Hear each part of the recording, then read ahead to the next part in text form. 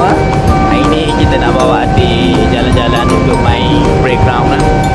Okay, hari ni kita tengok ada sikit-sikit permainan. Yelah, tu dia suka-suka.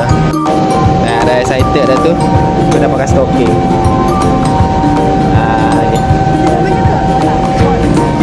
Adik macam mana?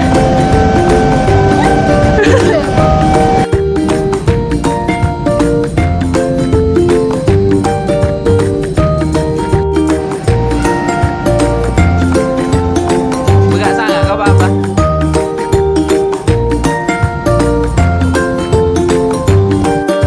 Kuat-kuat.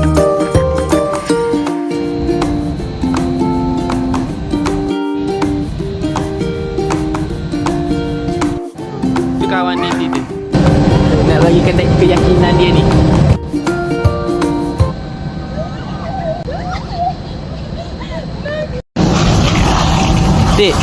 Adik.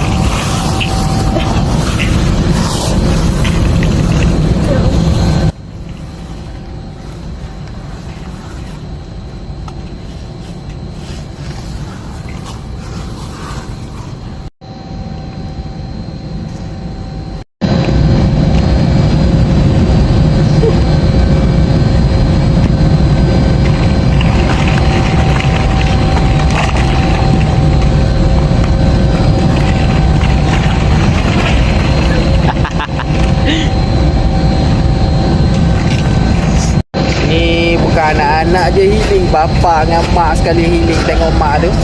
Tengok mak, oh healing habis. Anak macam tu je. Tu maknya.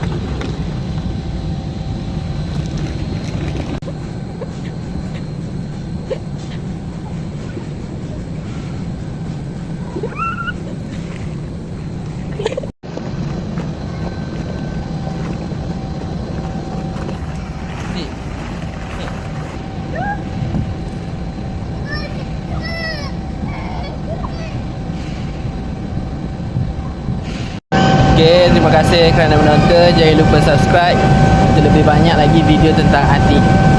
Bye. Assalamualaikum.